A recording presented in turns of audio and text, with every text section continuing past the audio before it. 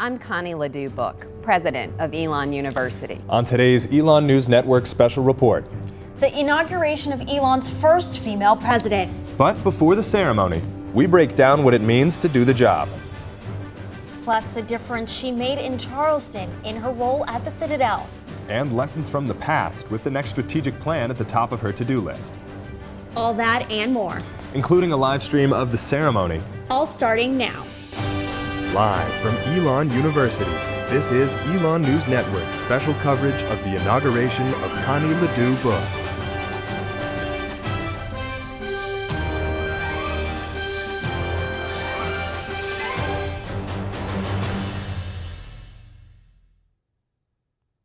Good afternoon, and thanks for watching Elon News Network's special coverage of Dr. Connie Ledoux Book's inauguration. I'm Maya Eaglin.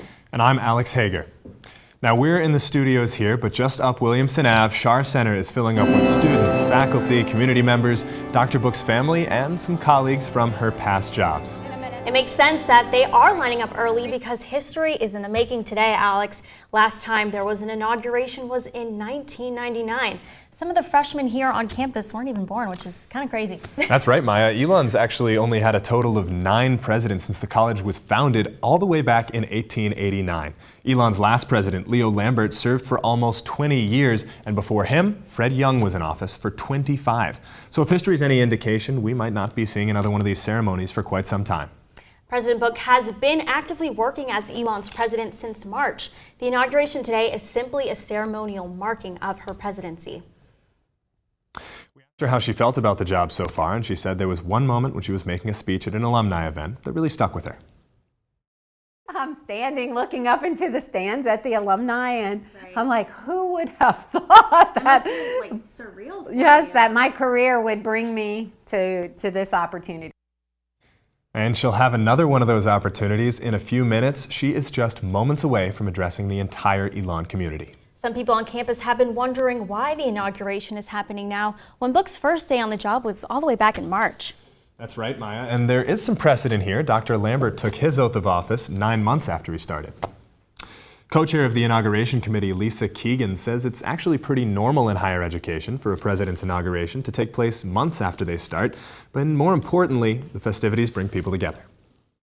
It's really an opportunity, I think, for us to pause as a campus community to reflect on our history and then also to start to think about the future.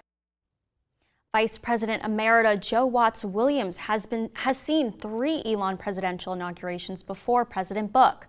She says Elon holds these ceremonies for the same reasons it has college coffee, luminaries, and saplings at graduation. It's just been a long tradition, and it's such a wonderful celebration to have her recognized in this manner.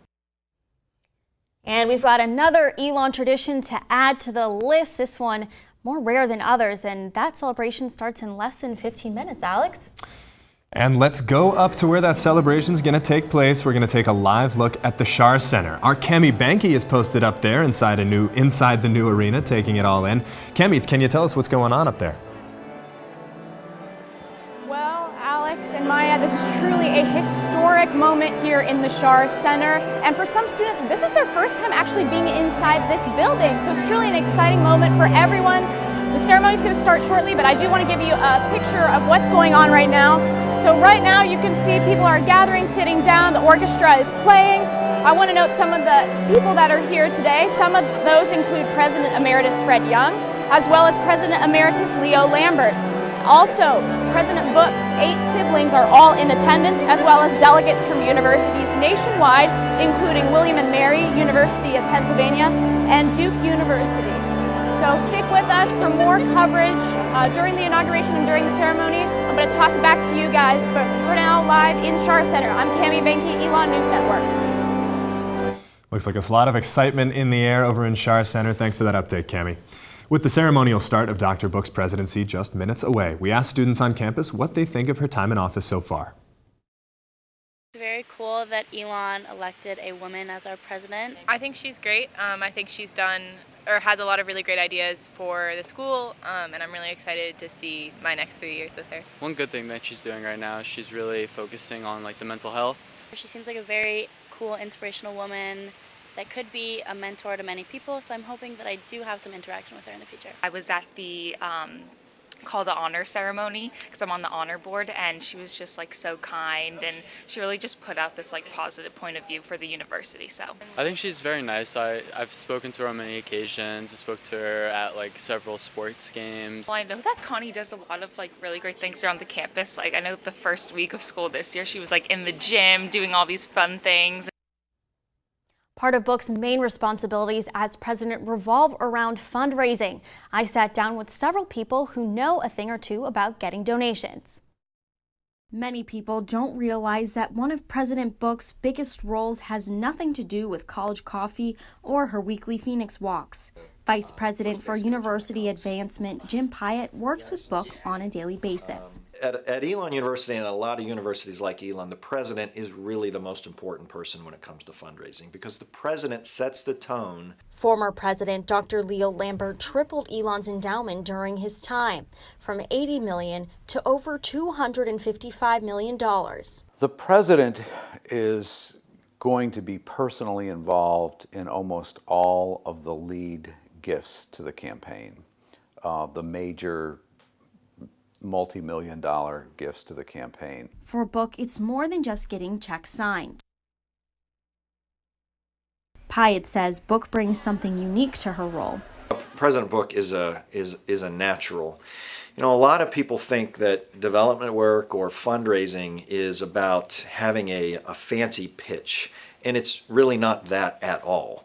It's about authenticity. In the last 3 years, tuition has increased over $4,000. While the price of Elon has continued to grow, Book says the school is working toward making Elon more available. Elon among privates continues to be accessible, meaning our tuition, I just looked at our peer list, and our tuition, except for among privates, was the lowest tuition offering. And Book is right. Elon tuition is lower than other comparable institutions, the largest gap being $20,000 less expensive than Duke University. Do you think there's something differently that we can do in the recruitment process to look at people from all backgrounds, not just socioeconomically?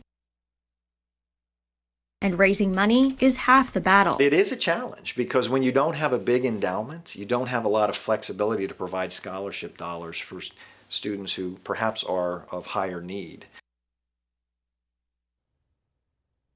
Sorry for those technical difficulties. Dr. Book says her strategic plan will have another ambitious goal for the endowment. And some may be wondering where the money is coming from for inauguration events this upcoming week. When managing the finances of inauguration, co-chair of the inauguration committee, Lisa Keegan, says they did not have a budget set aside. Keegan says they had to find ways to get money from other budgets around the school. We've been really mindful of university resources, and we've been able to pool funds together from a variety of budgets that were already set in the annual budget. Keegan wouldn't say exactly how much Elon spent on activities this week, but said the main source of money came from the fall convocation budget. They also used funds from the faculty and staff tailgate and the student activities fund from Student Life. The Student Government Association pitched in a $10,000 special allocation from their rollover budget to fund food at the inaugural ball. Well, Book's path has brought her to be the president of Elon. She says this kind of job wasn't always in her plans. You don't dream of being a college president when you're a young person. I have a running joke that I start my speech when I was a little girl dreaming of being a college president, because no little girl's dreaming of being a college president. President Book was born in Louisiana and grew up as one of 9 kids. Her childhood dream was actually to be a TV reporter. At the time, I don't think they had many. There was no women I was watching on the TV, but what I liked about what they were doing, and it inspired me to want to be a journalist, is that they were helping us understand what had happened and putting the significance of it in perspective. Book spent her undergrad years studying journalism at Louisiana State, and after graduating, she got a job as a TV reporter in Baton Rouge. But later she went back to school to get a master's and then straight to the University of Georgia for her PhD in journalism. Her Elon career began right around the turn of the millennium when she became a professor here in 1999. And according to one of her past students, Dr. Book was pretty tough on grading. She was definitely a little intimidating, but I mean, she knew her stuff. She wanted you to know it, and she wanted everybody to do well. Jackie Vargas graduated back in 2012. She was a student in Dr. Book's 8 a.m. Broadcasting in the Public Interest class. I'm pretty sure after every exam, I walked out of there like, here's hoping that I got a 50. While she was a professor, her research on cable television and broadband earned her the chance to testify in front of the House of Representatives in 2008. After 7 years of teaching at Elon, Dr. Book became the Associate Dean of the School of Communications in 2006. She says that is where she found her position for leadership. It felt so good to participate in removing obstacles or building something new that really made a difference for students and for the faculty and staff at Elon. So I got hooked on it. I liked it. She then left Elon for Charleston, working at the Citadel for 2.5 years before making her return. And we'll look more into how she made her mark down there after the break. But before we go, we'll leave you with a fun fact. Dr. Book's favorite snacks are watermelon and peanut butter. And if she's making a full meal, she says Louisiana seafood gumbo is her favorite. We'll be right back. All right, and we have Cami Banky live at Schar Center with a student interview. We're going to head over there and see what she has for us. Cami? All right, guys, I'm here with Danielle Thomas, who is a first year, and she's here for the inauguration ceremony. How are you feeling about today? I'm really excited. I think it's pretty cool that as first years we get to experience another president here. I know she's the 9th president, I think, and so I think it's a really good experience to get to be at an inauguration. And what are you hoping to hear from Dr. Book? I think part of what inspires her to be a president, and also what she's going to do for the students and for her time here, no matter how long, what her plans are, and how excited she is to, I guess, be president of the university. And it's just your first time here in the Schar Center? Yeah. Awesome, so this is a big day for you. Yeah. All right, thank you so much, Danielle. Yeah, all right, guys, I'm going to send it back to you. Now, before Dr. Book came here as president, she was a provost. While the president is the face of a university, the provost is the second in command. They oversee all aspects of a school's academics. Dr. Book spent 2.5 years in South Carolina as provost of the Citadel. She boosted the study abroad program there, pushed for more internships, and multiplied the number of students doing academic research. The Citadel is a military college, but only about 1/3 of its graduates actually go into the service. Our Selena Guevara traveled down to Charleston to talk to some of Book's colleagues at the Citadel and its neighboring university.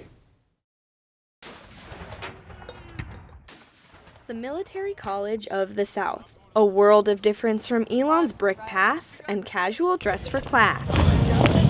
Cadets at the Citadel wear uniforms 24/7, have mandatory study hours, and live in the campus barracks with a curfew all 4 years. You don't want to ever say or do anything that makes you stand out. You want to be a blender. The Citadel's interim provost Mark Bevensey says while the students aim to blend in, from day one Connie Book stood out. Her experience unique from the other leaders there. She came from a background of a private school, and we're a public school. So she brought a perspective about being entrepreneurial that we didn't automatically have. For example, she came up with a way to cut the college's losses after freshmen transfer or drop out. Every time a freshman decides that this is not the right place for him or her, that means that bed is empty for the entire year. Her solution? Fall study abroad, so when students come back to campus in the spring, they fill those beds. Bevensey says Book thought of the students before considering any program. Her first question would always be, well, before we worry about how we'd find the money, if we could, help me understand how doing this is going to add value to the students' experience. How's this a good thing for students? College of Charleston Provost Brian McGee says her smarts also earned her a reputation with local politicians, businesses, and educators outside the walls of the Citadel. People know who Connie Ledoux Book is, and they were pleased and impressed to work with her. And the significance of her being the first female provost at a school where the student body is about 90% male was not lost on them either. That was very deeply appreciated by people who have thought of the Citadel as a place that's not particularly diverse or inclusive. It was a great step forward for the Citadel, and she's exactly the right person. Breaking gender norms and challenging the way things are done. Book's Charleston colleague says she was only there for a short time, but made a lasting impact. The biggest complaint that we had about Connie was that she left us, and we're still very, very sad about that. Selena Guevara, Elon News Network. Several of her colleagues made the 5-hour drive up to Elon to watch her inauguration today, including Provost Bevensey. While Dr. Book is Elon's 9th president, she is the first female to hold the position. Before leaving Elon for the Citadel, Book was a professor in the School of Communications. Today, Dr. Rochelle Ford is the first female dean here in the School of Communications. For Ford, these similarities bring them together in a unique way. I don't think I wear like my female badge around, but I think it's pretty obvious of who I am, and I embrace that side, and I think that she does as well. Another prominent female leader on campus is Associate Provost for Academic Inclusive Excellence, Brooke Barnett. She identifies with Dr. Book through their career paths in higher education, despite their different roles today. We have in ways in which our leadership differs, and we've had different opportunities, but she's been a great advisor and mentor to me. These women are making history and defying the odds here at Elon. According to the Pew Research Center, Americans widely believe that men have a higher shot at leadership positions in business and politics, even as most people say that men and women make equally good leaders.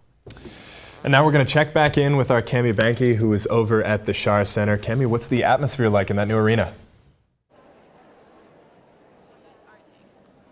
Oh, we can see a Schar Center right there, so it looks like people are feeding in there. It looks like the front is still empty, but I'm sure that's going to be filled with professors that are going to be filing in rather soon. You can hear they are just making the announcements now for the presentation of the colors, but first we are going to talk about some of the other preparations that they've been making. Dr. Book is just getting started in her role as president, but she's already got her first big task, helping with Elon's next strategic plan. Our Christian Galvano dug through the university archives to break down how some of the school's past strategic plans have made it what it is today. This will be a pivotal year, one of completing, one of looking back at our history, and one of envisioning our future. Strategic plans for the future are a common tool for universities. Since the original Elon Vision, which was first drafted in 1994, Elon University gave strategic planning a whole new meaning. This original plan for excellence focused on guiding, quote, Elon College into the 21st century, with basic enhancement for facilities, establishing a financial aid program, and adding much-needed buildings to campus. Many in the community even called the plan a tad aggressive, but by 2000, the plan was complete. By the time Leo Lambert became president 4 years after, the institution was sort of nearing the end of a strategic plan called the Elon Vision, and a lot of it was about bricks and mortar. Fast forward now to the 21st century. The Board of Trustees drafted a blueprint for excellence, which brought service, internships, and study abroad into the conversation. This planted the seeds for Elon's experiential learning requirement. Then came the latest strategic plan called the Elon Commitment. Leo Lambert saw most of this plan.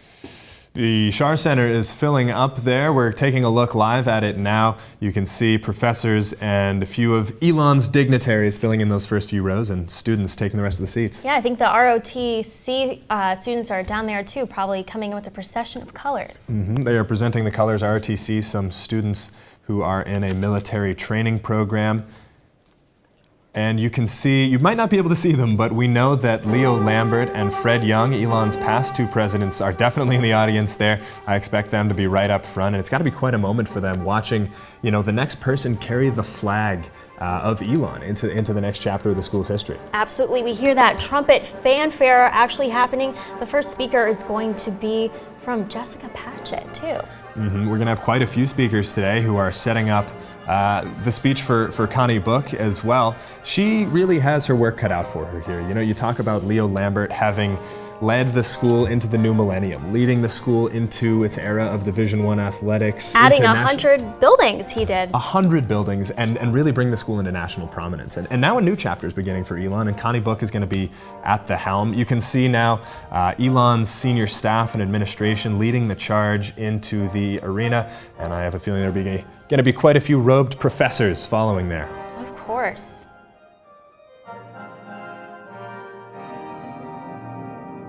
So the professors aren't coming in yet, but when they do, I know we always see them in those big fancy outfits. Those actually have a bit of meaning, which is pretty interesting. So the gown is actually designed to be worn with closed sleeves, and they're cut in a square shape. And there are some other types of gowns as well. The colors and stripes mean a lot of different things too. It looks like it's sort of all just ornamental, but the significance of the colors have to do with the professors' degrees and the school from which they got them. So let's tune in here so we can really take in this moment as it's happening. Truly historic for Elon University.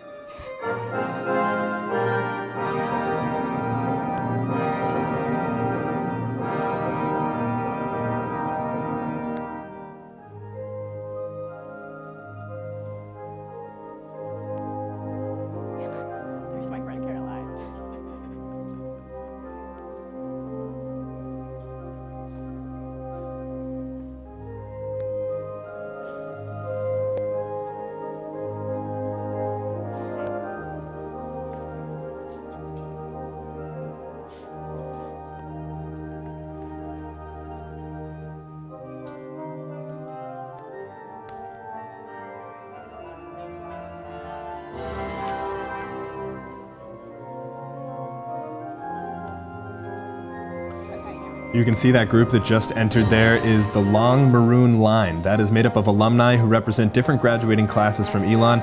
They include people from the class of 2018 going all the way back to the class of 1938. I saw a picture earlier today on social media of that alumnus from 1938, and he will be turning 101 very shortly. So even though Elon feels like a young school sometimes, founded in 1889, we've got alumni on campus going all the way back to 1938.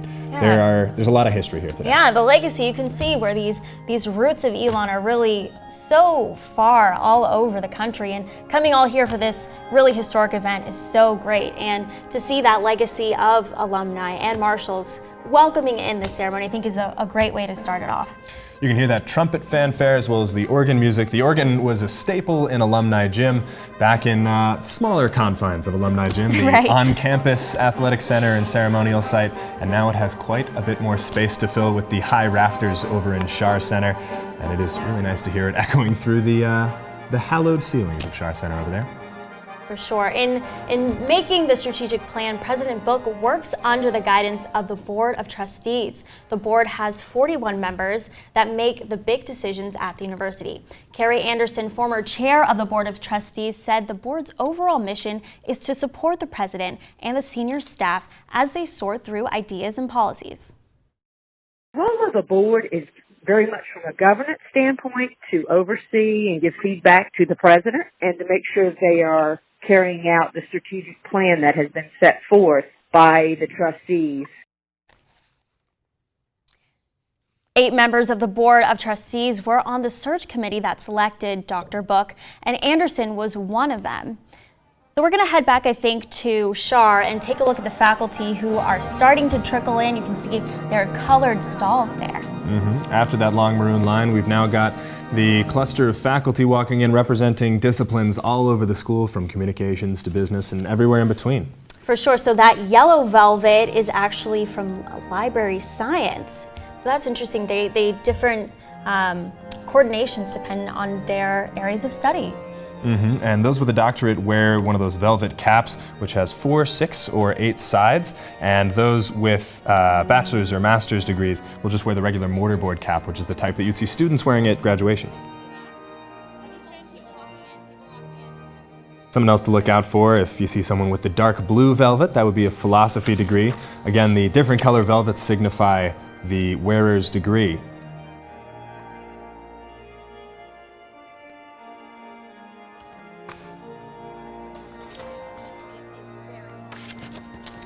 Now, whether it be new buildings or academic resources, Elon University's campus changes every year. Our Courtney Weiner took a look at what the culture of campus was like for 2 of the living presidents.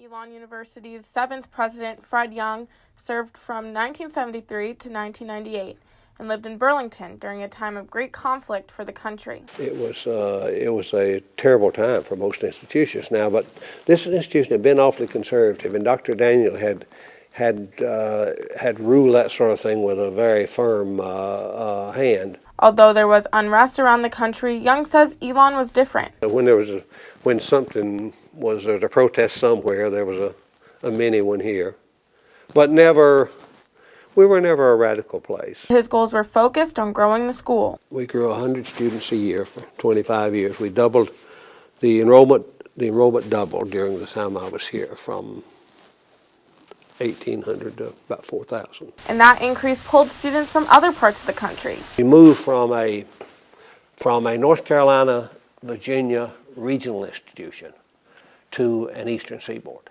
and it made a dramatic difference in quality, made a dramatic difference in wealth, in the sort of people who became interested in us.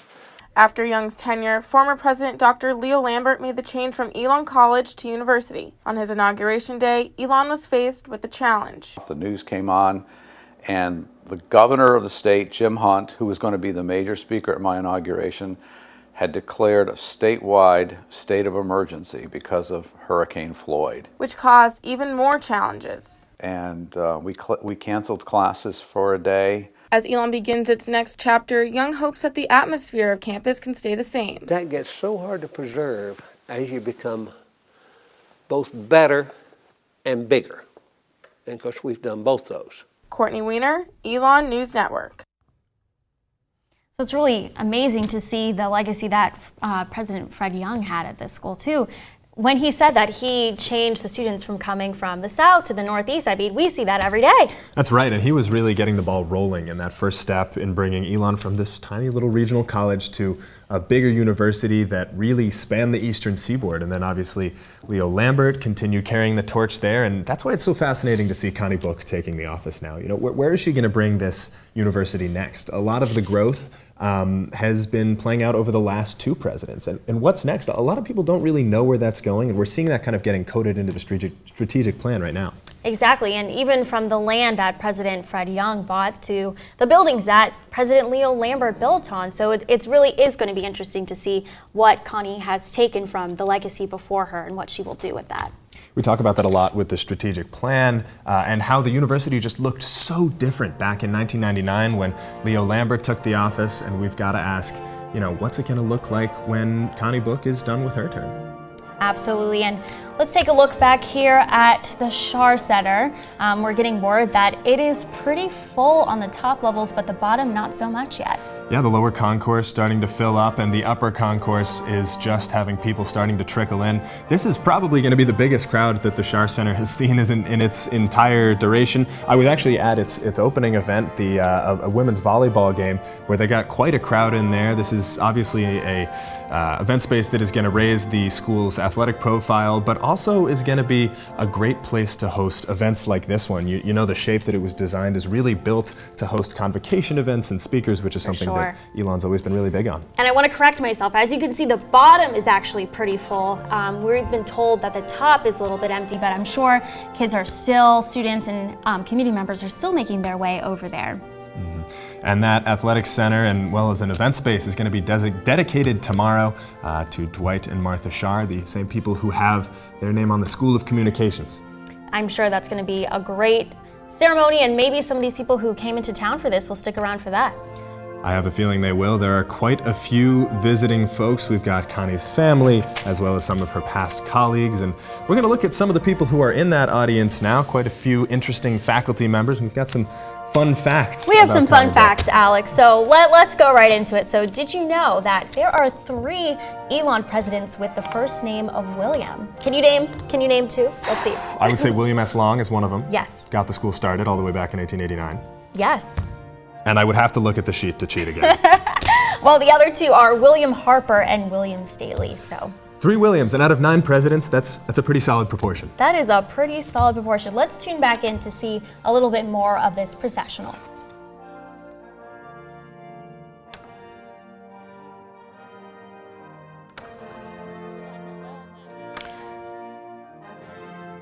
The people sitting right behind the faculty on the arena floor are some student leaders who were pre-selected to take those seats, and then the rest of students are in the wings in the lower bowl and now just starting to trickle into the upper sections of the Schar Center. Yep, and we know that John Dooley actually sent those invitations out yesterday. Well, the President's Student Leadership Advisory Council, known as the PSLAC, gives students the chance to sit down with the President and senior staff a few times a year. Our reporter Brian Ray talked to some students on the committee and found out how it's operating a bit differently under Cunny Book's leadership. We really serve as the voice of the student population. Janae Tyson is a senior who's been on PSLAC for 2 years.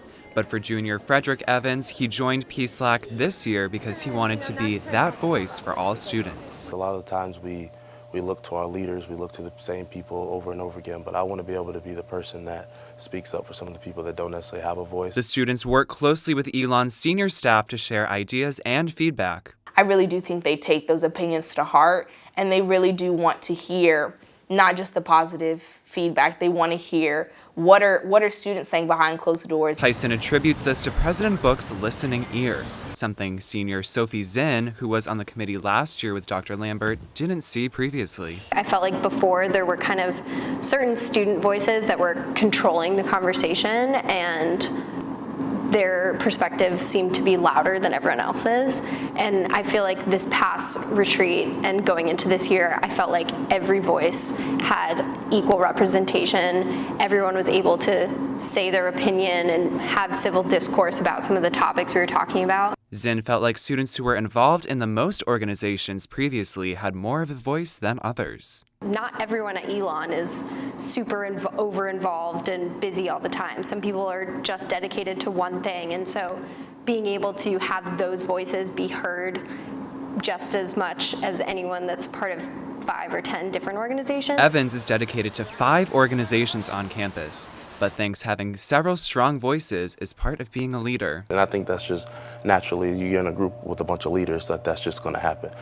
But to Zinn, President Book's leadership brings a new feel to the meetings. I felt like she wanted to hear from each person in the council, and I, with all respect to Dr. Lambert, he's a great human being, I didn't notice that emphasis on hearing every voice as much. And so I think that was something that she definitely brought. And with this change, Zinn thinks it will help things get done. The senior staff and professionals at Elon are able to accomplish their goals with students in mind because they can't ignore our perspective if we're sitting there objecting to some things. Brian Ray, Elon News Network.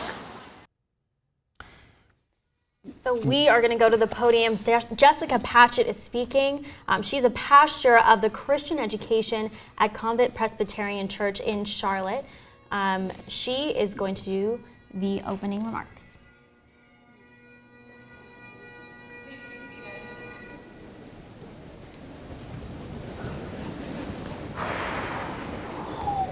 Today we gather for a profound milestone, this our Elon University's life together. We are grateful to celebrate the unique gifts and celebrate the inauguration of Connie Ledoux Book. And today we will give thanks for her and we will give thanks for our community. For we remember that everything we are, everything we love, everything we have, everything we hold dear, they are precious gifts, worthy of honor and gratitude and care. So I invite you now to join me in a moment of reflection and prayer. Will you pray with me? God of all life, we stand shoulder to shoulder humbly, where we realize that though we come from all corners of this earth, we were each and all gathered here because of a common vision for human flourishing. We're grateful for the ground on which we stand, the fields set aside, given long ago to yield fruit that could endure beyond a season. Fruits of intelligence, imagination, integrity, and investment in the common good. We marvel at the thousands of men and women who have gone before us. Keep dreams of an academic community to transform mind, body, and spirit, to cultivate freedom of thought and liberty of conscience. Generous people who gave of the fruits of their life and labor to build something beyond what any individual or one kind of person could create. A unity of diverse people lending the very best of themselves for the benefit of all. We are more aware these days than most that our inheritance of this precious gift is not one to be taken lightly, but to be guarded and celebrated, championed and extended. So we pause to say thank you for each person here and each person around our world who gives something of themselves to continue the Elon legacy of cultivating full and selfless lives of learning, work, and service. Today, in particular, we say thank you for Dr. Connie Ledoux-Book, who embodies this way of life so clearly. Thank you for her tireless work on behalf of Elon, her commitment to our highest ideals, and her razor-sharp intellect, for her ability to see, encourage, and direct the unique gifts of individuals, for her humility in recognizing that the work she does is inspired and ignited by a spirit beyond herself. I pray that each morning she will awake to a palpable sense of the Spirit, breathing new life and energy through her. I pray each day as she works and speaks, listens and decides, that the Spirit of life will give her wisdom to see what she cannot see alone, and courage to do what she could not do on her own. And I pray each evening she will trust that the Spirit's life and work will carry on the work she loves, so that she may rest easily in grace and in peace. And because we need her for years and years to come, may this community be a source of blessing and support for her and for one another. Help us to build one another up with kindness, forbearance, gratitude, patience, forgiveness, mutual care, and love. Help us resist temptations to be distracted by inconsequential divisions or selfish pursuits for power. Instead, help us lend all we are and all we have to the beautiful work handed unto us to reflect a divine and saving light into every corner of our lives and all the earth. Amen.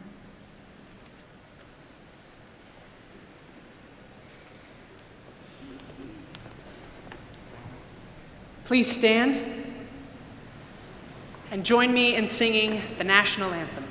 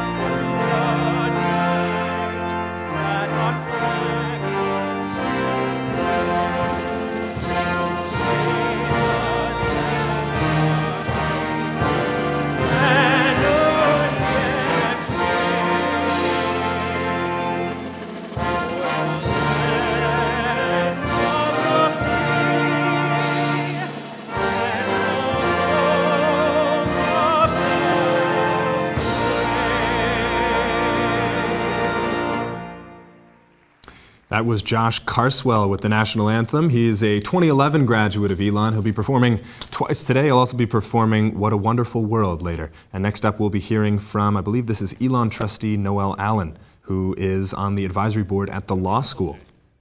What a beautiful place. Thank you so much for being here. This welcome comes not only from the current members of the Board of Trustees, but from dozens of trustees who served before us, men and women, some governors, senators, congressmen, secretaries of state, ambassadors, captains of industry, coaches, nationally recognized educators, preachers, doctors, and even a lawyer or two. They bravely founded and nurtured a college 129 years ago in the middle of nowhere and made it coeducational long before a lot of better-known colleges dared to be so. Men and women who dreamed when others doubted and imagined a Phi Beta Kappa chapter when others just saw kudzu. Part of my duty here this morning is to introduce today's platform party that I'll review quickly. From the Board of Trustees, we have the chair and an Elon parent, Ed Doherty, vice chair and Elon parent, Ed Moriarty, youth trustee in 2017 graduate, and also a current graduate student at the University of Georgia, Lauren Brown, and then Presidents Emeriti, Fred Young and Leo Lambert. In the audience, representing the late Earl Daniely, we have Earl's daughter, Jane Shutt, and Earl's sister, Faye Connolly, and her husband, Tom.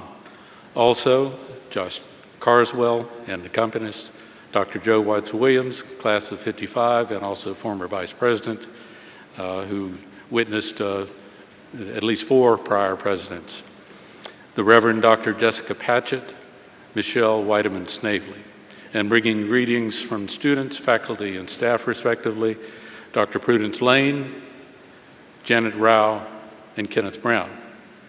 We're also pleased to have with us Lieutenant General John W. Rosa, United States Air Force, retired, and President Emeritus of the Citadel, here to present Dr. Book. From the cockpit of a fighter plane to an office in the Pentagon, for more than 40 years, he served to keep our nation safe. And under his strategic leadership, the Citadel advanced its mission to educate and develop principled leaders for the military, business, and institutions around the world. And we look forward to his remarks. Briefly, I should also mention who I am. I'm Noel Allen. I'm a trustee since 1985. Proves if you hang around long enough, you get to do everything. Amongst that, I am not only an Elon alum, an Elon native, an Elon parent, an Elon son, and an Elon spouse, and past chair of the board at one point in time, and so forth. 19 years ago, I had the great honor of swearing in Leo Lambert. It is the most important job of the board to hire and support the institution's president. Today, we celebrate the inauguration of Elon's 9th president. In perspective, at a time when the average length of service of college presidents is a little over 6 years, Elon's presidents have averaged over 16 years. Not too shabby. As the trustees have done with every pivotal search and long-range planning committee for the last 30 years, the search committee included faculty, student, staff, leaders as well. That's part of the Elon way. The trustees have a legal fiduciary duty to find and support that next great academic leader who, like the Olympic relay runner in an unending race, moves us forward, then ultimately passes the baton to the next president. Today, the baton is officially being passed from a legacy of great college presidents to a person whom I believe can be the greatest ever. My welcome comes with a challenge to our new president and to each and every one of us. Welcome not just as spectators and witnesses to this event, but as essential ingredients for our new president's success, to bring to bear upon this golden moment the dreams that become visions, the visions that with generosity and confidence become a shared endeavor, not only to succeed, but to lead.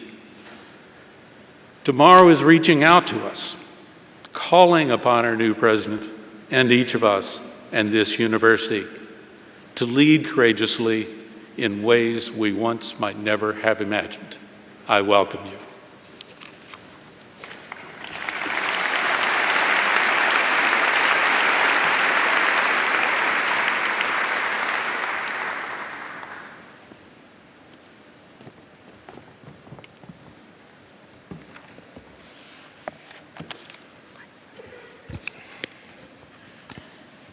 Good afternoon. It is our distinct honor to speak on behalf of students, faculty, and staff, and to welcome you to this special occasion in Elon's history. Today, we focus on the values and spirit we hold in common, as well as the fabric of cultures, backgrounds, and perspectives that make up our diverse intellectual community. Who are we? We are first, second, and third shift. We are seekers and advocates, curious questioners and developing adults, today's technicians and tomorrow's leaders. We represent established and emerging scholars in fields across the wide range of human knowledge. We are plumbers, advisors, mentors, and bakers, coaches, nurses, writers, and Phoenix card makers. We hail from nations all around the globe, representing many faith, ethnicities, sexual orientations, ages, stages, and backgrounds. We are committed to a community that transforms mind, body, and spirit to a life of learning, personal integrity, and an ethic of work and service, to be global citizens and informed leaders motivated by concern for the common good, and to scholarship, study, and service, and the belief that education and putting knowledge into practice creates a better world for all. Today, we proclaim our passion for Elon's future. This occasion is not only the installation of Elon's 9th president, it is a time for us to recommit as a community to our shared values and to celebrate our unique and affirming community. Those of us who walk these red bricks under mighty oaks aspire to create the finest learning community in the country. And now, we want to hear from you, students, faculty, and staff. Will you please stand and loudly express your excitement and support for this community and for President Book?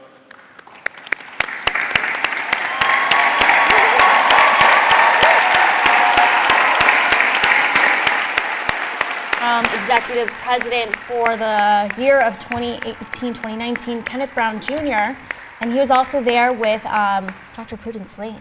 She's the chair of the Faculty Senate and also an associate professor of English. Both very qualified people to give remarks on behalf of the Elon community.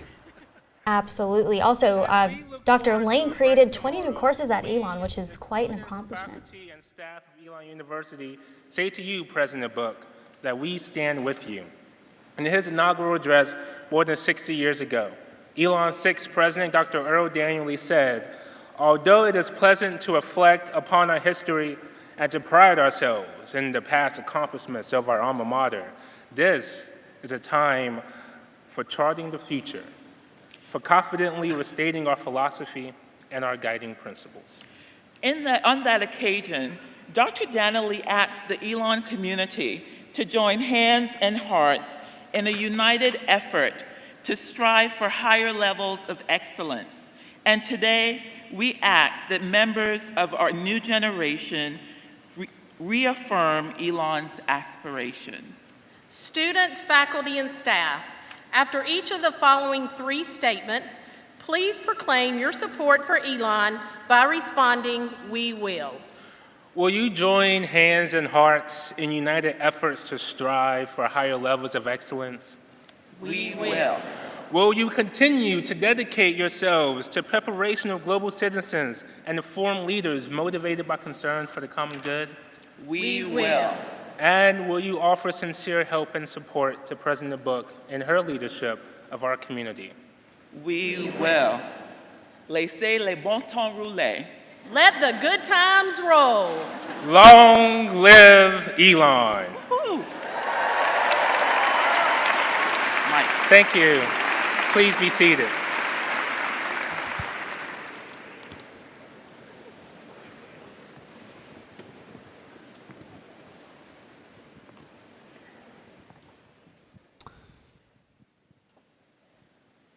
Josh Carswell, he's going to sing "What a Wonderful World."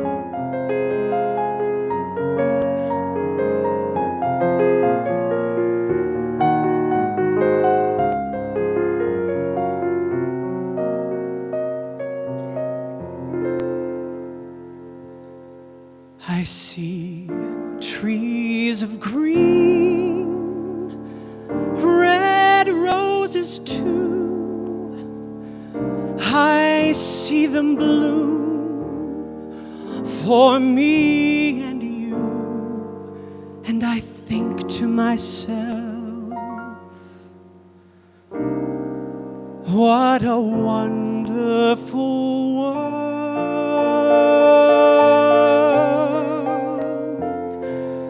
I see skies of blue and clouds of white, bright blessed day and dark sacred night. And I think to myself, what a wonderful world.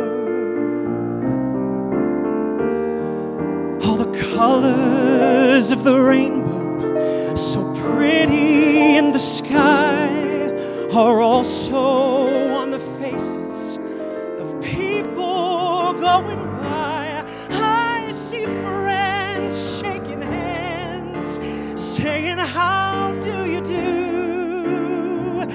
They're really saying, I love you.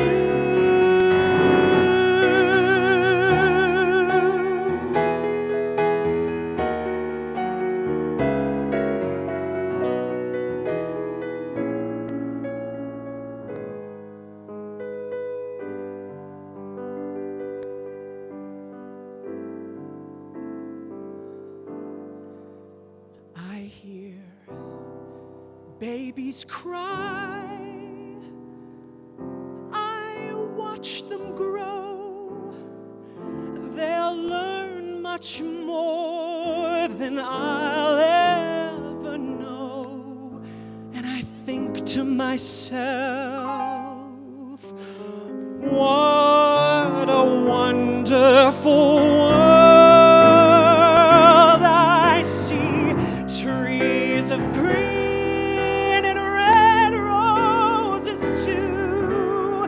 I see them bloom for me and you. And I think to myself, what a wonderful world.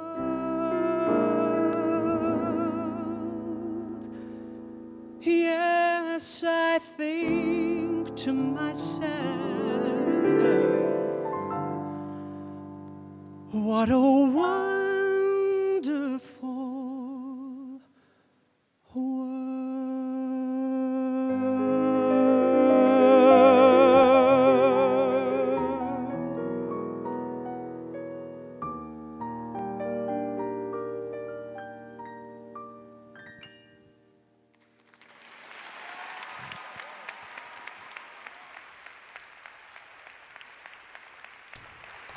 Wow, what a beautiful rendition of that. Really impressive performance from Josh Carswell, class of 2011. He also performed here in January in a bluegrass concert, and quite an honor for him to be selected to do the anthem in that song here today. Good afternoon. Let's take a look back in. Add my own welcome to this wonderful, wonderful event. Thanks to the students of Elon, the staff, the faculty, all of you, the Elon community and the Elon family pulled together for this very special day. As you heard earlier, I'm John Rosa, and for the last 12 years, I was the president of the Citadel, the military college of South Carolina. I came to the Citadel, my alma mater, after serving 32 years in the United States Air Force. My time in Charleston was filled with wonderful experiences, working with wonderful folks. One of our greatest achievements was the day I hired Dr. Connie Ledoux Book. She had a profound effect on our institution. As the first woman provost in 175 years, she set the gold standard for provosts at all colleges and universities. Before I introduce Connie, I'd like to first thank the Elon Board of Trustees for allowing me this honor. Yeah, I was none too happy last year when you stole my provost. I was hoping Dr. Lambert had one more year in him and we'd get Connie for another year, but he upped and left. But you took her back, and what a great move for Elon. I also want to pay a special tribute to Connie's family and friends. Thank you for being here. Connie comes from a large family, as many of you know. Welcome. Welcome, Mom. Thank you all, and a special welcome to Joe and Bella. I got to know them for the last couple of years. We miss you down on the campus, and your mom is so very, very proud of you. Today, Elon takes a giant stride into its future. Dr. Book was born to educators and into a large Louisiana family. She's the granddaughter of farmers. She knows what hard work and tough times look like. Improving education and making quality learning available to everyone have been the hallmarks of her career, and the Citadel was fortunate to have her as our provost. When I think of Connie and her time at the Citadel, I'm always drawn to the term leadership. Now, you may wonder, as an old retired general, talking about leadership, Connie was one of the few members of my senior staff that didn't have a military background. But I tell you, she led from the day she hit the ground. It was such a joy to watch her develop over a very short time. When she came to the Citadel, she was already an established educator, administrator, and communications professional. You all know that. For 16 years, Connie served at Elon and did amazing things, culminating as an associate provost. But nothing in her career compared to taking the reins of the provost and becoming the #2 official of the Citadel, a military college of South Carolina. It wasn't simply the next higher level of leadership. The Citadel is a unique organization, a military institution steeped in tradition with very passionate alumni. Connie hit the ground running and never looked back. You know, leadership takes many forms. One of the most daunting challenges in leading are leading in times of crisis. And like many colleges and universities around this nation, the Citadel experienced crises and challenges during Connie's tenure. From cadet misadventures, not that anybody at Elon would have a misadventure, I'm sure you're all perfect, community tragedies, and significant weather events. In fact, Connie is the only provost in the history of the Citadel to evacuate and close the entire college for 2 hurricanes, 2 consecutive years. You all better watch out up here, I'm telling you. Connie brought first a unique insight to higher education. And as the years wore on, I watched her develop as a leader, understanding how to manage situations, get the most from her team, and make organization a better place, even in troubled times. During Connie's tenure as the provost, we made such great strides. She innately understood not only the need to remain competitive and innovative, but with programs and outcomes we offered, but also the hard truth that higher education must now run like a business, whether you're a private or a public college.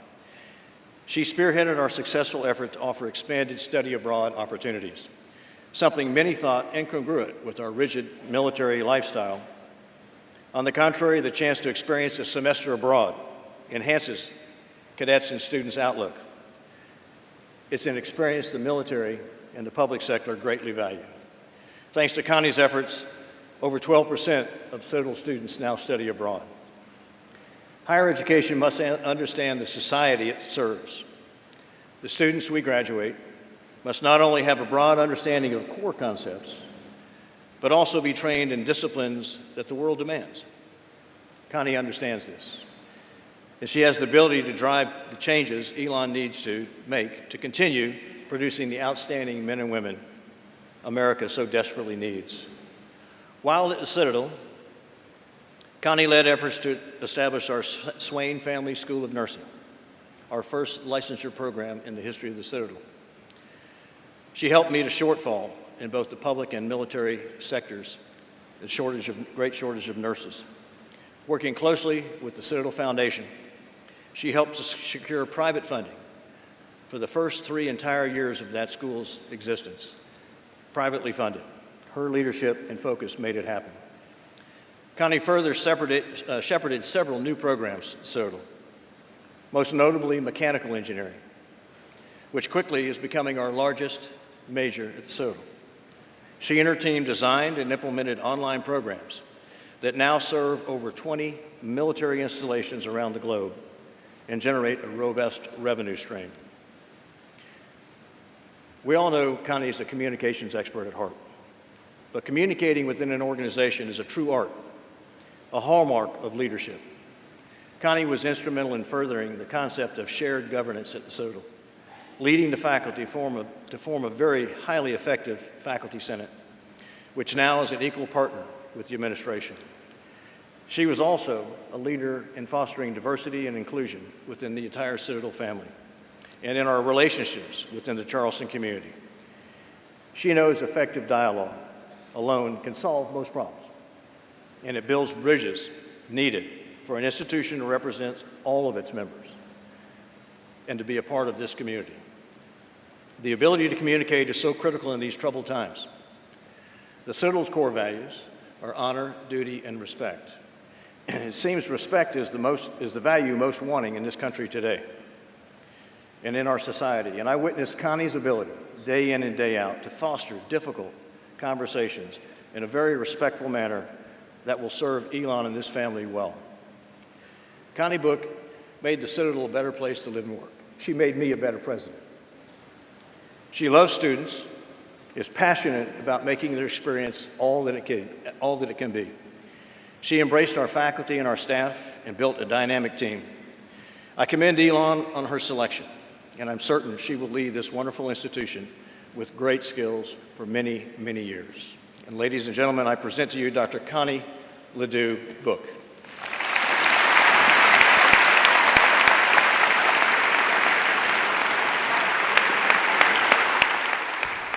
So that was Lieutenant General John W. Rosa. He added some humor there and talked about Dr. Book's leadership. And up next, we've got Elon parent and current chair of the Board of Trustees, Ed Doherty.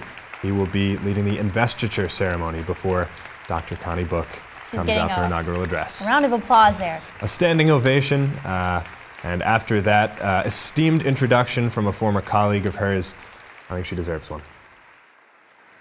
Please sit down. Good afternoon. As we begin the investiture, I ask that Dr. Book's children, Bella and Joe Book, please come to the stage.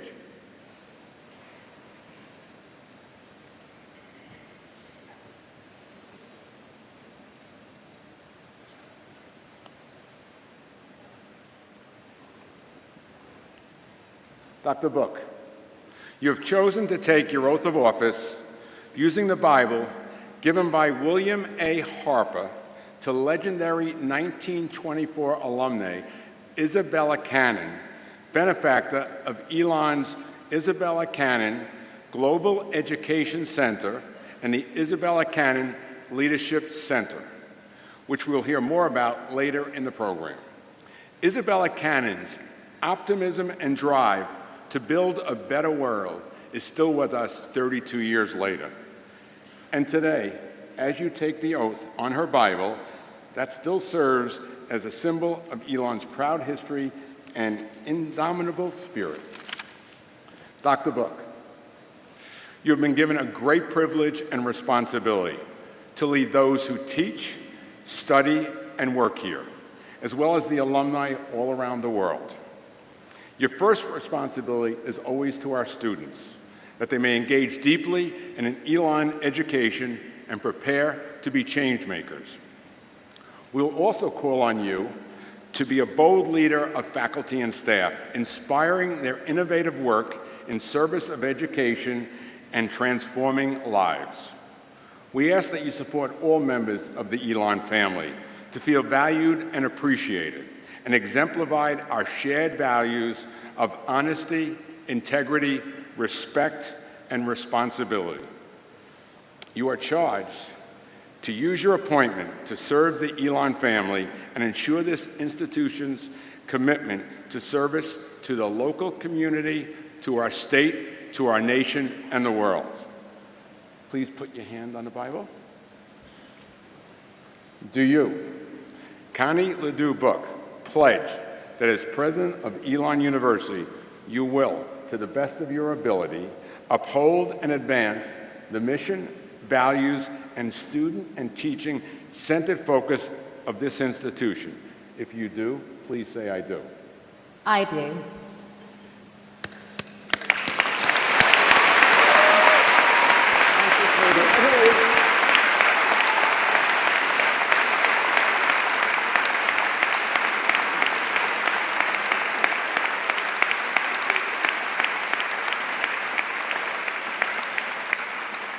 that, I ask trustees Lauren Brown and Ed Moriarty to come forward to present the Presidential Medallion.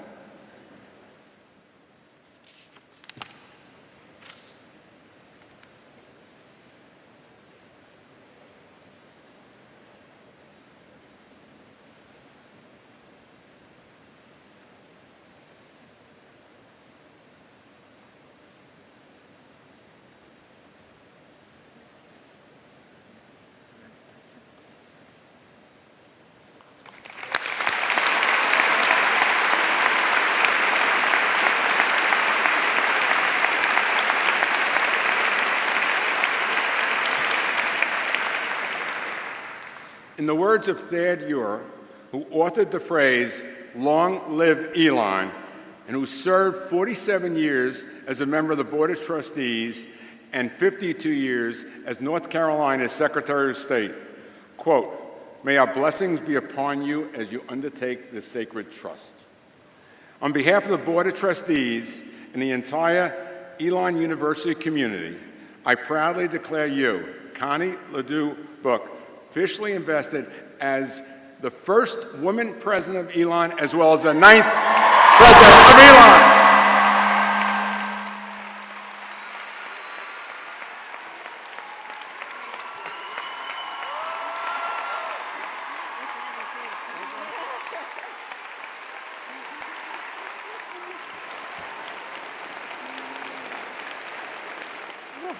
And one more time, a standing ovation there with a standing ovation in the Schar Center for President Book. And there we have it. This is the moment we've all been waiting for. She's got that presidential medallion on, and this is the history. This is the history that we have been talking about, we've been looking forward to, and we are welcoming Dr. Book as president.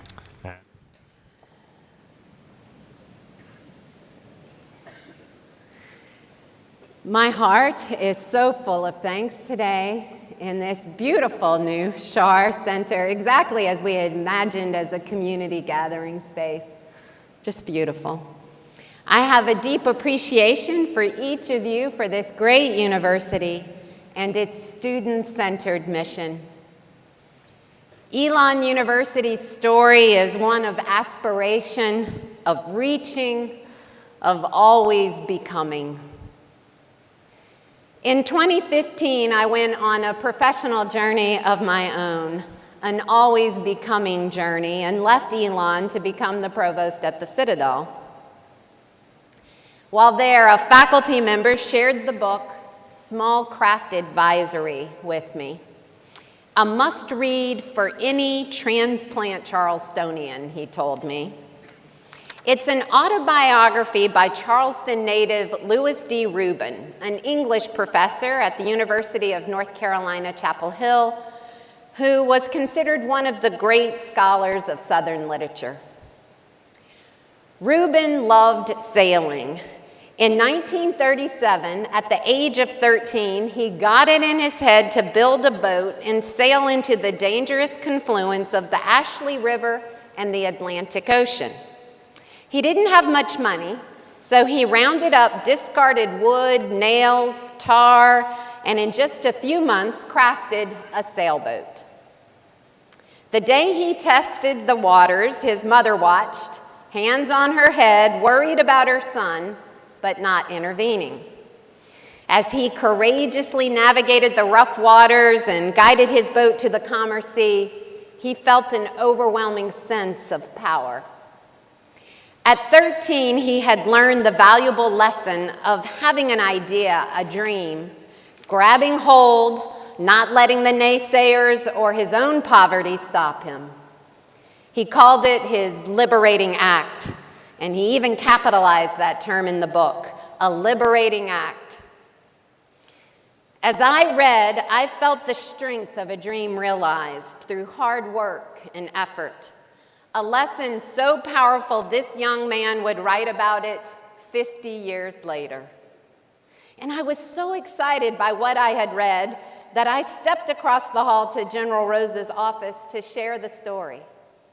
When I explained Rubin's concept of a liberating act, General Rosa pointed to the model of a stealth firefighter the F-117 Nighthawk that he kept on a stand, and said,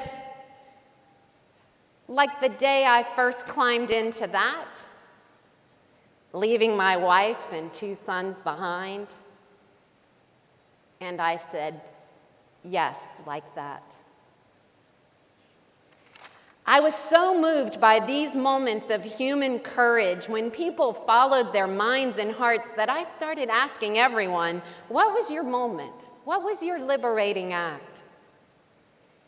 This state of always becoming, where we grow to understand that our lives are a continual process of reaching ever higher, of learning and growing, our personal power, our choices, how we see the world, and ultimately how we then decide to change it. Always Becoming is Elon's story. This great institution, recognizing the strength of setting our own course, our own sails, a perpetual state of always becoming more, better, stronger. Today, many of my colleagues from the Citadel are here, and I am so grateful for the lessons about leadership I learned from them, for their constant guidance and support. I often think of Miss Eartha Brown, seamstress supervisor in the tailor shop, who on my first day measured me for my uniform, a 1954 Women's Army Corps uniform. And trust me when I say this is a no-nonsense, no-frills skirt and blouse. So in an effort to modernize just a little, I asked Miss Brown if I could have my skirt 2 inches above the knee. And without missing a beat, she said, "No, ma'am." "How about a little tighter here in the hips?" "No, ma'am." Miss Brown was taking the time to set me up for success. She knew that if I reported to my new duties wearing the general's uniform incorrectly, that my credibility would be diminished. She didn't want that for me, for her, or the Citadel. She was leading from her position. She was my teacher, and I listened as I became. In fact, wearing my uniform correctly became a group activity. Everyone invested in my success so that nothing I was wearing could distract from the work we were trying to accomplish together. Thank you, General Rosa, Miss Brown, who's here today, and all my Citadel friends, my uniform checkers, who are here today. My own father and mother left impoverished Opelousas, Louisiana in a liberating act when they packed up the family station wagon in 1970. All 9 children in the car, including my newborn brother Paul, and we headed to Corvallis, Oregon so my dad could continue his education. That liberating act would change all 9 of their children's lives, forever better, forever richer, and all of our children's lives.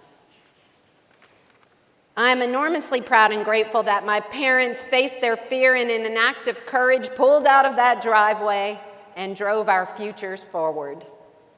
My father, who passed away in 2015, would have been so excited to be here today and be a part of these events. In fact, he'd be telling us all what to do at this very moment, wouldn't he, Mom? Please join me in welcoming my mother and all 8 of my brothers and sisters who made that station wagon journey with me and have joined us today.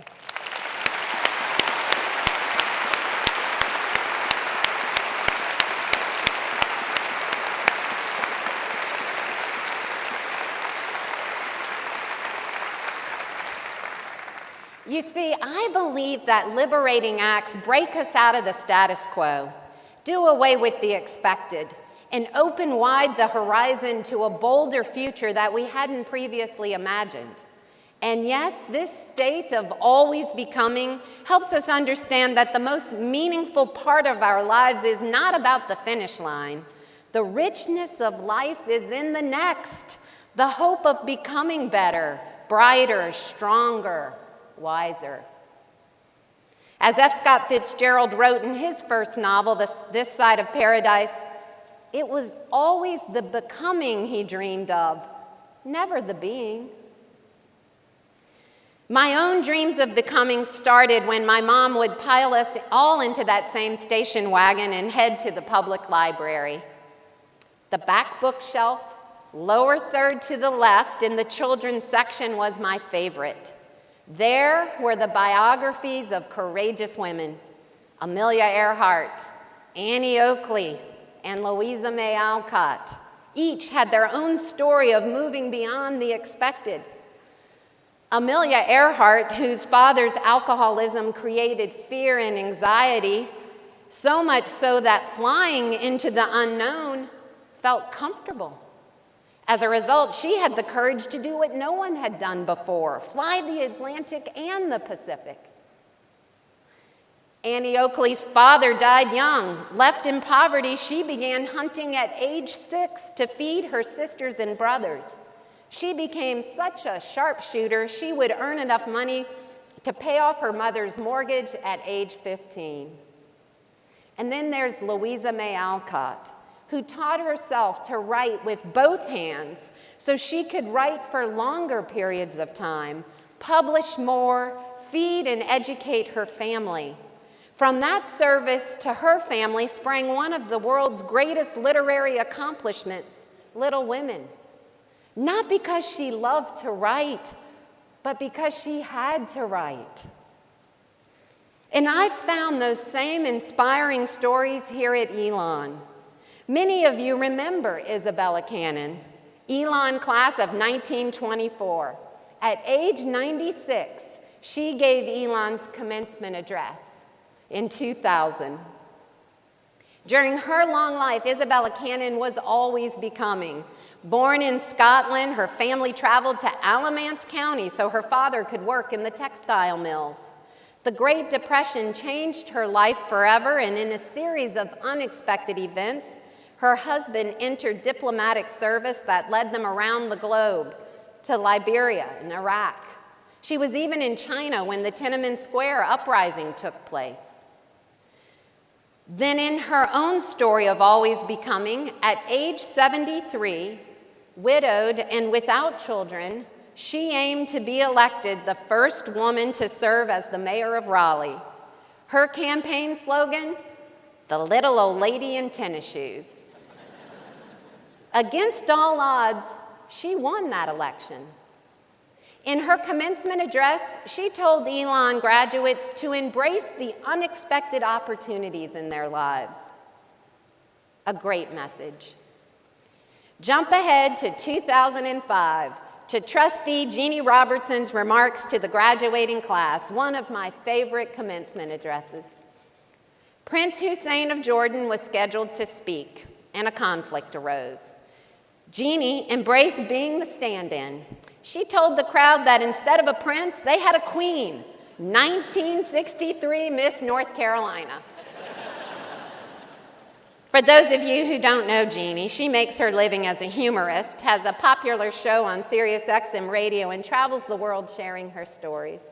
She told Elon students that she had spent her life searching for good material, humor, the positive in everyday life. And she said, when you go looking for good things, you find good things. I still chuckle when I remember Jeannie describing her son Beaver's time as an Elon student as the 6 best 4 years of his life.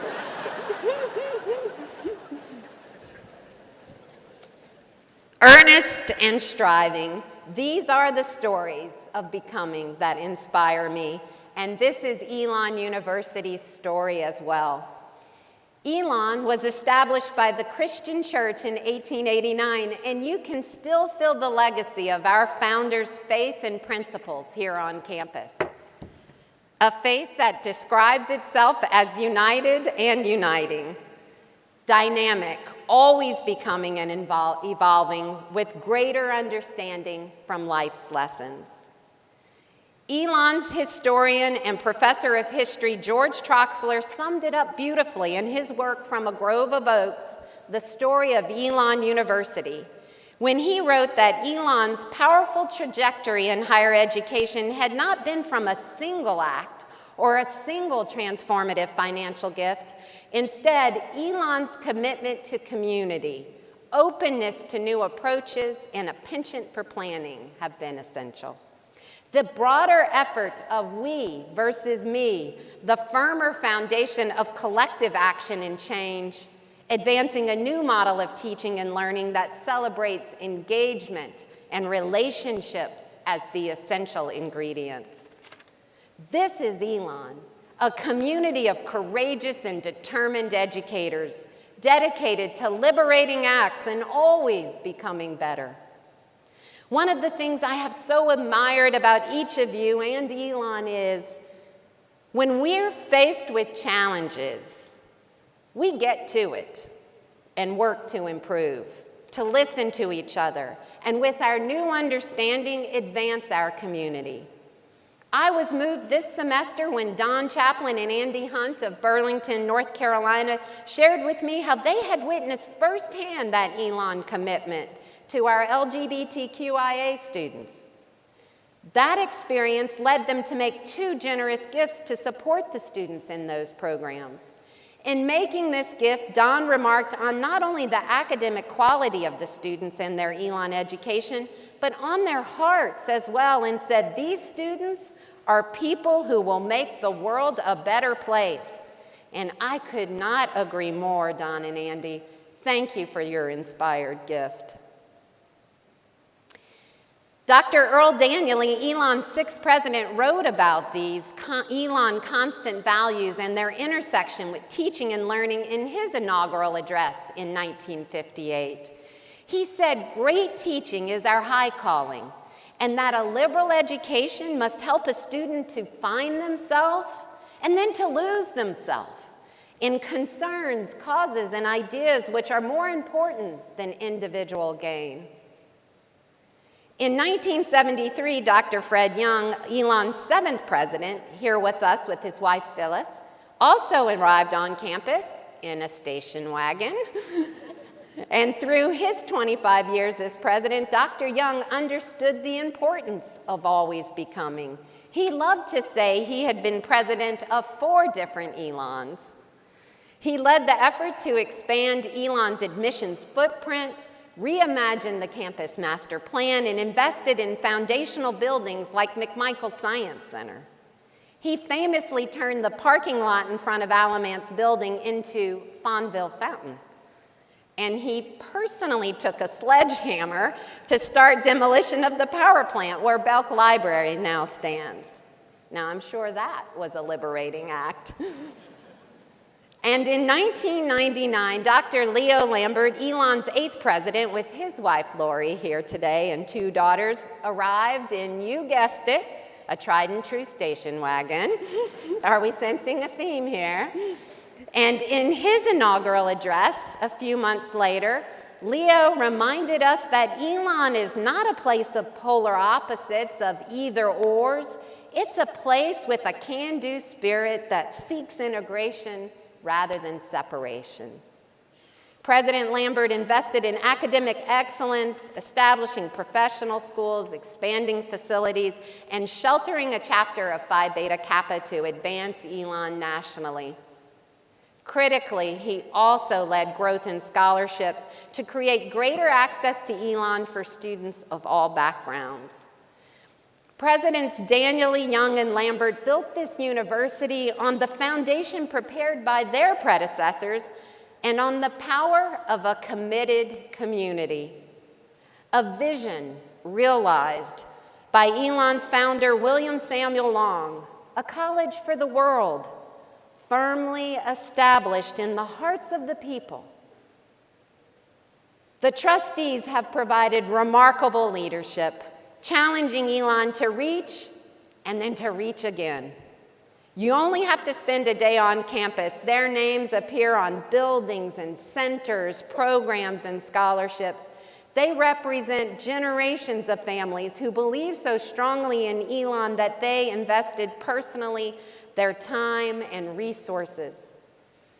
In truth, I can't stop smiling when I think of each of you here today. trustees, faculty, staff, students, and friends, of the enormous gifts you all contribute to Elon's community. And today, on this historic occasion for the university, I am pleased to announce a new gift. The establishment by trustee Louis DeJoy and his wife, Dr. Aldana Vosch, of a new series of scholarships that will open doors to an Elon education to students from Title I schools in neighboring Greensboro. This generous gift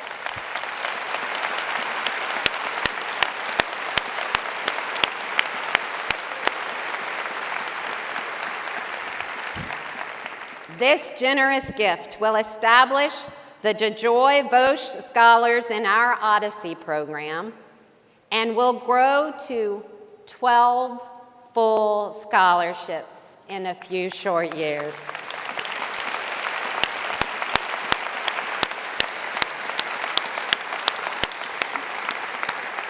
This dedication of personal resources by the DeJoy Vosch family represents the hope and confidence in an Elon education and in the future of our local communities. Louis and Aldana are creating opportunity where little was imagined through the power of education. Louis and Aldana, please stand so that we can thank you for this remarkable commitment in endowing new scholarships for our collective future.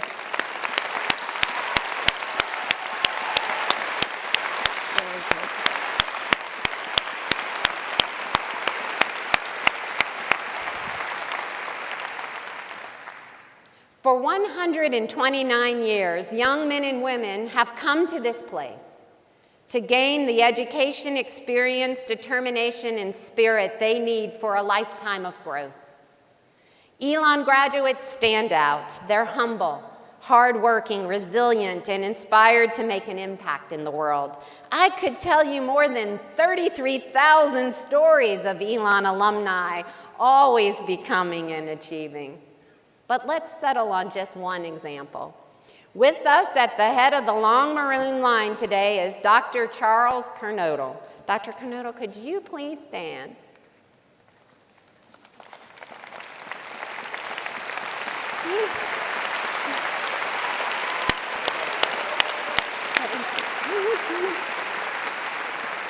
Now, Dr. Kernodle, class of 1938, and 100 years young, Dr. Kernodle's lifetime of becoming has included service as the U.S. Army Chief Surgeon in Frankfurt, Germany during World War II. After the war, he returned to Burlington and to establish the Kernodle Clinic with his brother and cousin, and was always on call, providing family health care for generations. And that includes being the football team physician for our local Williams High School for nearly 7 decades. Dr. Kernodle continues to be always becoming. Thank you, Dr. Kernodle.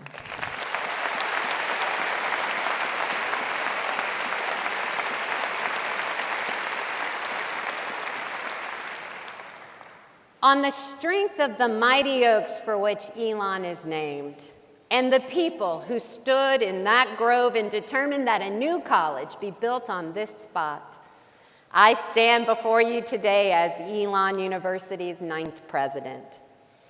Our strength for tomorrow depends on each of us, our dedication and our talents in support of Elon's future and our students' futures. We will hold tight to our student-centered mission to develop the mind, body, and spirit, understanding that this is Elon's foundational strength, captured in our motto, Numen Lumen. We will deepen and advance our curricular and experiential offerings here at Elon and around the world. The mastery of powerful and ethical teaching against a backdrop of vibrant and innovative engagement. The teacher-scholar mentor model that leads our nation in student success.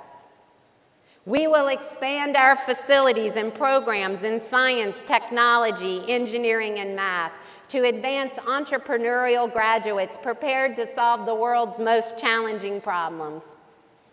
We will build upon our residential success and advance our relationship-driven model that transforms lives. We will deepen our commitment to the town of Elon, Alamance County, and Greensboro.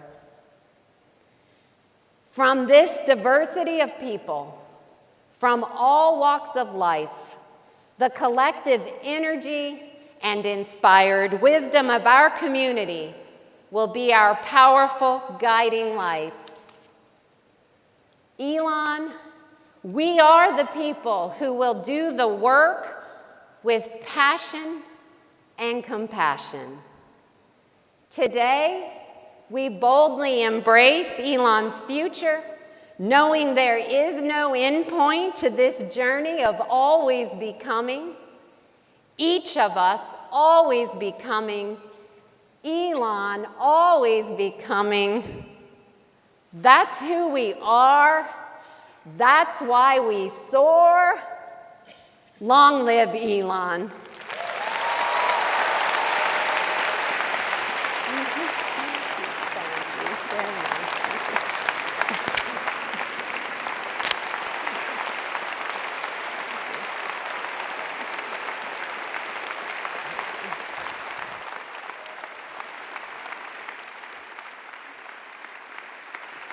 Yet another standing ovation for President Dr. Book there.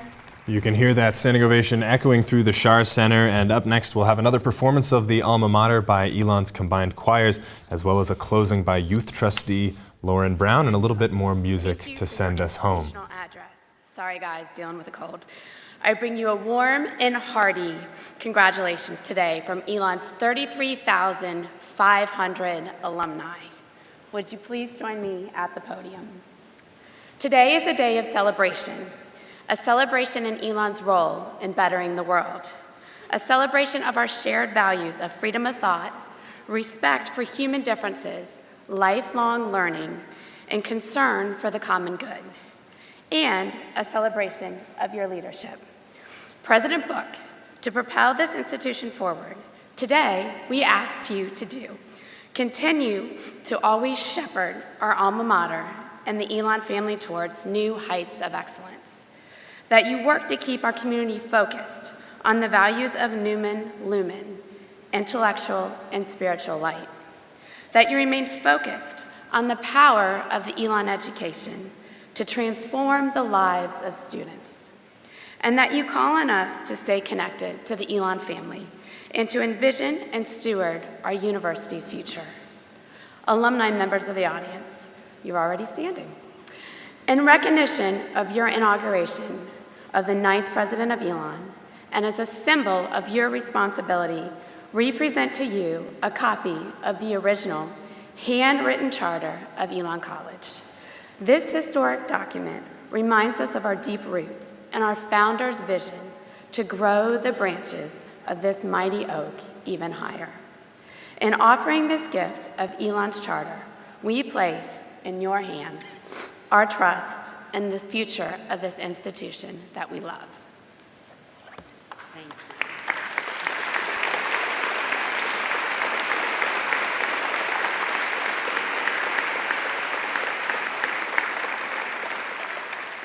President Book, Elon alumni around the world declare our support to you and pledge our lifelong partnership with this institution, which continues to shape our lives and empower us to contribute to a better world. Alumni members of the audience, will you please join me in celebrating and congratulating President Book as she takes on the stewardship of Elon University.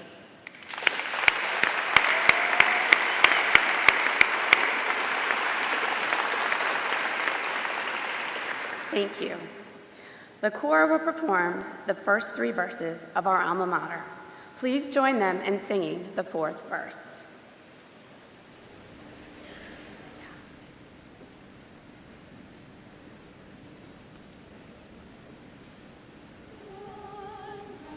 Elon, daughters to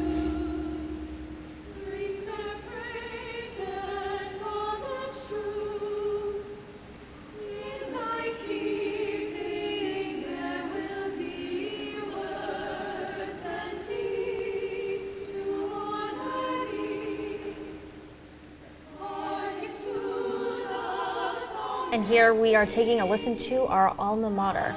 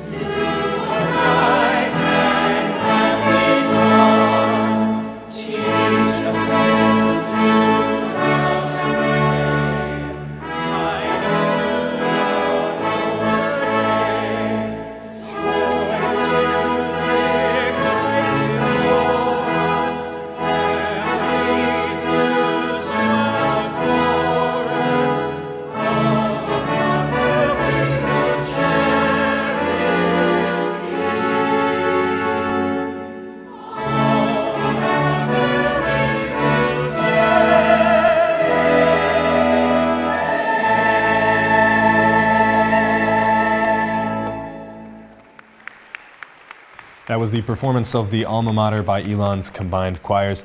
And up soon we will hear a closing from Lauren Brown, who is the head of, or is the youth trustee on the Board of Trustees.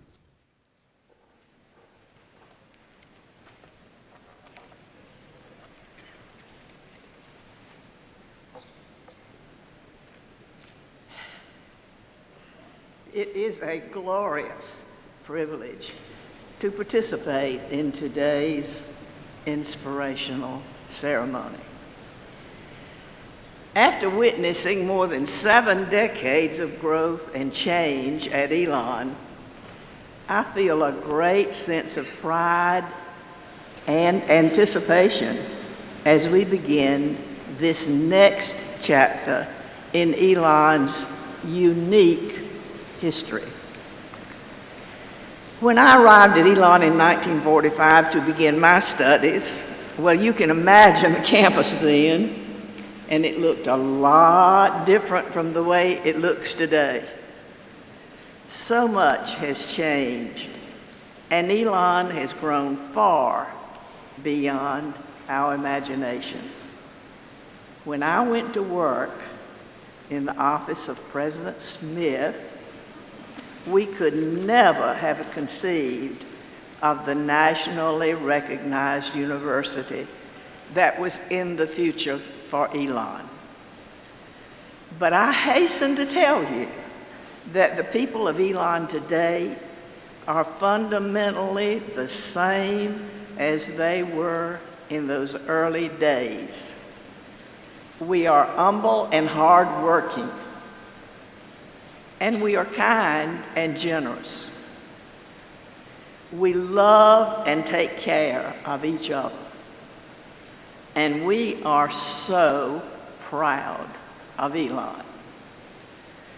So, as I said, on the first day in office, President Book, we are ready to imagine what we can do together and to get to work and make it all a wonderful reality.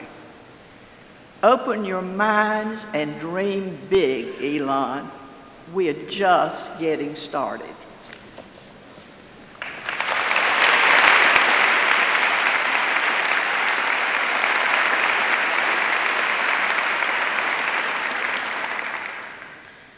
In his 1911 commencement address, Emmett L. Moffett, Elon's third president, said to graduates, "Aspire to great things. Expect great things. That's the only possible hope of doing great things." President Book, we look forward to doing great things along with you in the years to come. Today, our hearts are bursting with pride and optimism about the future. On behalf of Elon University Board of Trustees, thank you for attending today's historic ceremony. In keeping with our community's culture and traditions, we invite you to join us at the Global Commons building across Williamson Avenue for a campus-wide celebration. Please stand, if you are able, for the retiring of the colors and remain at your seats for the recessional.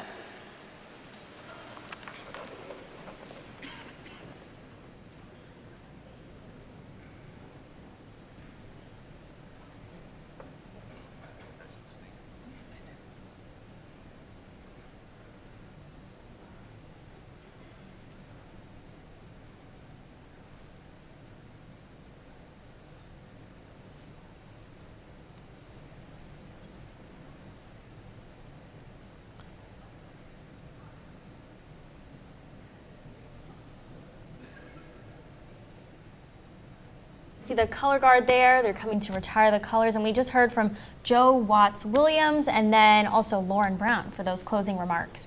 Sort of the older generation of Elon and the next generation of Elon. Joe Watts Williams worked under President Smith. This was all the way back. This was a president who was here for some great events. She went to Elon during President Smith. Yeah, right. And he had a crazy presidency. He was president during the Great Depression, World War II, the Korean War, and went through 3 campus fires, if you can believe it or not. So someone who was a student here during that era, and then a speech from someone who graduated in 2017 and is currently a graduate student and is representing the next era of Elon students. She's also a star on the women's basketball team. She certainly was. So it was great to have those two contrasting voices to bring the ceremony to an end. Really punctuate things after Dr. Connie Book's speech. And now we're going to have the retiring of the colors by the ROTC Guard.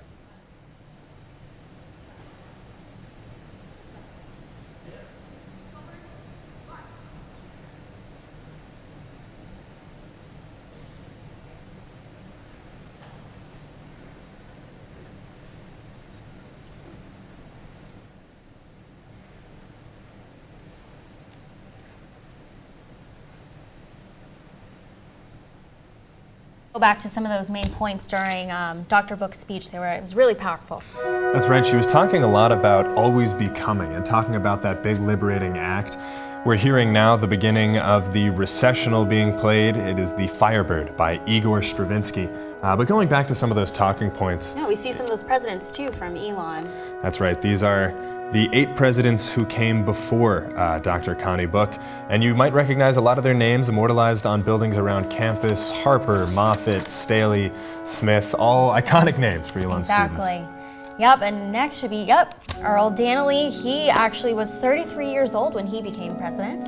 Earl Dannelly, and then Fred Young, then Leo Lambert, and now Connie Book. Connie Book, and we can't wait to see what her legacy will be. And one day they'll be adding her picture to that slideshow, which is crazy to think about, but it really is such a historic moment for the university. Especially considering just how long each of those presidents serves. You go back to James Earl Dannelly, who, you know, by really any university standards, was at this university a long time ago. But there were only 3 presidents between him and now. Exactly, and we can take another look at the recessional. Again, that is The Firebird by Igor Stravinsky, as we see the faculties, trustees, delegates, students beginning to exit the Schar Center after today's inauguration ceremony. Our producer on the ground also mentioned that she estimated that it was about 80% full, so it seems like more than half of the community came out in support. That is a 5,500 seat arena, so it is not an easy one to fill. So getting that many people out to the arena is quite a feat for this inauguration ceremony. Absolutely, and I really like the point of always becoming. That fact that this is an evolution for not only her leadership, but her person, just in general. That's right. She's always been becoming. She talked about her journey from growing up in Louisiana, a long career through, a long stretch through academia, working as a television reporter, and then making that climb into academic administration at the Citadel, and now finally returning to a place where she was professor at Elon. She talked about always becoming in her personal life, but also talked about always becoming from an institutional level. Exactly. Talked about how Elon's always been becoming. And she was the first woman provost in the 175-year history of the Citadel, so it seems like she's consistently breaking these barriers for those to come after her. And I think she's hoping to break that barrier here at Elon, set a new precedent, obviously the first woman president after 8 male presidents in a row.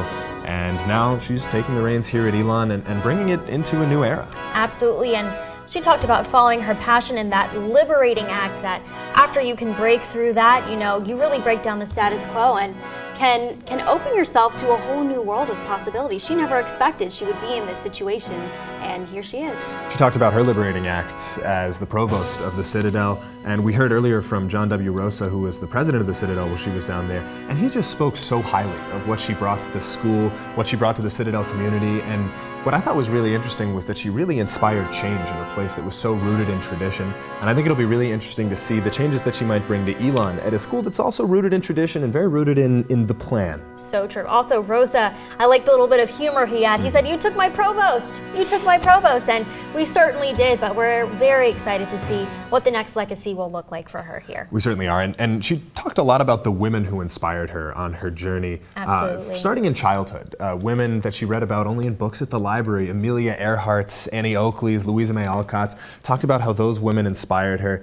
And then shifted to talk about women who went to Elon, who inspired her. Isabella Cannon. Exactly. Yeah, and I didn't realize she was the first female mayor of Raleigh. So again, these barriers that have been so set in our society, it's great for her to acknowledge them and continue to break them down. And talking about Isabella Cannon, a woman who attended Elon and then went on to achieve really great things, talking about Jeannie Robertson, someone she had conversations with, someone who went to Elon and then achieved national prominence. She really, I think, was hammering home the transformative value of an Elon education in her mind. And you know, although she didn't attend Elon as a student, she recalled how working here at Elon as a professor was a moment that helped her transcend to the next level in administration. Great, and we can see that moment right now, that medallion placed over her neck, the big moment that everyone was waiting for, and a congratulatory hug, and that was the moment. Let's hear from her one more time. Always becoming, where we grow to understand that our lives are a continual process of reaching ever higher, of learning and growing. Our personal power, our choices, how we see the world, and ultimately how we then decide to change it. And she emphasized a new focus on Elon and Greensboro. She talked about helping learning and growing, and with those scholarships, she's going to help some more people learn and grow. So thank you so much for tuning in to our special live coverage of Dr. Book's inauguration. It has been a pleasure having you, and it has been a pleasure watching this inauguration ceremony together. Absolutely. It's been so great to anchor with you too, Hager, and we hoped you all learned a little bit more about Dr. Book. For continuing coverage of inauguration events, make sure you head to our website, elonnewsnetwork.com. Have a great evening, Elon.